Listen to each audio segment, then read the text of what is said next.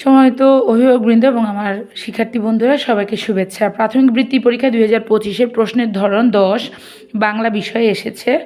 আসবে পদ নির্ণয়, ভাষার রূপান্তর এবং ক্রিয়াপদের পরিবর্তন। তো এখানে পদান্তর বা পদ পরিবর্তন আমাদের কাছে চাইনি, আমি আপনাদেরকে বুঝিয়ে দিচ্ছি। পদ পরিবর্তন কিন্তু আমাদেরকে বলেনি, আমাদেরকে বলেছে পদ নির্ণয় করতে। আপনাদেরকে আমি আরও বলে দিচ্ছি, পঞ্চম শ্রেণীর বাংলা বইতে এই দেশ এই মানুষ বইটা, পঞ্চম শ্রেণীর বাংলাতে এই দেশ এই মানুষ অধ্যায়ে পদ পরিবর্তন সম্পর্কে একটা অংশ দেওয়া আছে। প্রথমেই আমাদেরকে জানতে হবে পদ আসলে কি। পদ হচ্ছে একটি বাক্যে ব্যবহৃত প্রত্যেকটি অর্থপূর্ণ শব্দকে পদ বলে। একটা বাক্যে ব্যবহারকৃত যতগুলো শব্দ রয়েছে সেটাকে কিন্তু পদ বলে। পদ হচ্ছে 5 প্রকার: বিশেষ্য, বিশেষণ, সর্বনাম, অব্যয়, ক্রিয়া। শিক্ষার্থীদের প্রথমে আমার এই পদগুলো জানতে হবে। পদগুলো যদি সে জানতে পারে তবে কিন্তু সে খুব সহজে পদগুলো নির্ণয় করতে পারবে। বিশেষ্য হচ্ছে কোনো কিছুর নাম বুঝালে, অর্থাৎ ব্যক্তি, বস্তু, স্থান, জাতি বুঝালে বিশেষ্য। বিশেষণ হচ্ছে যে পদ দ্বারা বিশেষ্য, বিশেষণ এবং সর্বনাম এবং ক্রিয়াপদের দোষ, গুণ, অবস্থা, সংখ্যাকে বোঝায়। দোষ বুঝাতে পারে, গুণ বুঝাতে পারে, সংখ্যা বুঝাতে পারে। যেমন আমার 2টি বিড়াল আছে, এখানে 2টি সংখ্যা বুঝিয়েছে। আবার সে খুব ভালো ছেলে, ভালো কথাটাও এখানে বিশেষণ।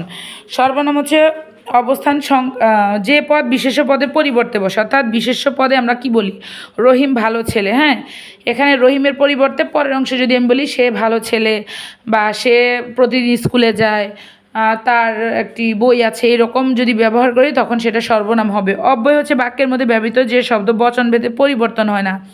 হ্যাঁ, যেমন ও, হে, হ্যাঁ, তথা, এগুলো।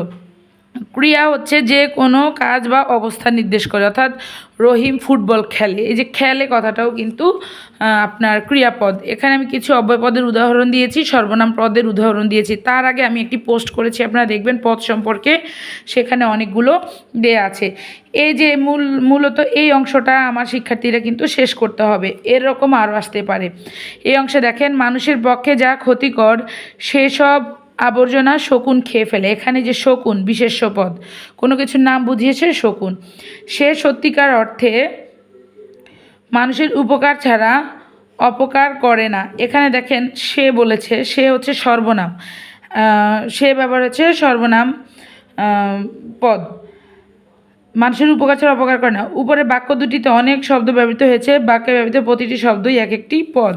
শকুন বিশেষ্য পদ, ক্ষতিকর বিশেষণ, কারণ এখানে দোষ গুণ বুঝিয়েছে। সে সর্বনাম, খায় ক্রিয়াপদ, খাওয়া বুঝিয়েছে, সেক্ষেত্রে এটা হচ্ছে ক্রিয়াপদ। ছাড়া অব্যয় পদ, এখানে ছাড়া বলেছে, মানে সে মানুষের উপকার ছাড়া কোনো কাজ করে না, সেটাই অব্যয়, অর্থাৎ বাক্যের মধ্যে ব্যবহৃত যে শব্দে বচন পরিবর্তন হয় না সেটাই। সর্বনাম হচ্ছে যে যেটা হচ্ছে বিশেষ্য পদের পরিবর্তে বসে সেটাই হচ্ছে সর্বনাম। তো এখানে আমরা সে হচ্ছে বিশেষ্য পদের পরিবর্তে বসেছে, অর্থাৎ মানুষের পরিবর্তে বসেছে, এই জন্য এটা হচ্ছে সর্বনাম পদ। আশা করি তোমরা বুঝতে পেরেছো শিক্ষার্থী বন্ধুরা। ধন্যবাদ।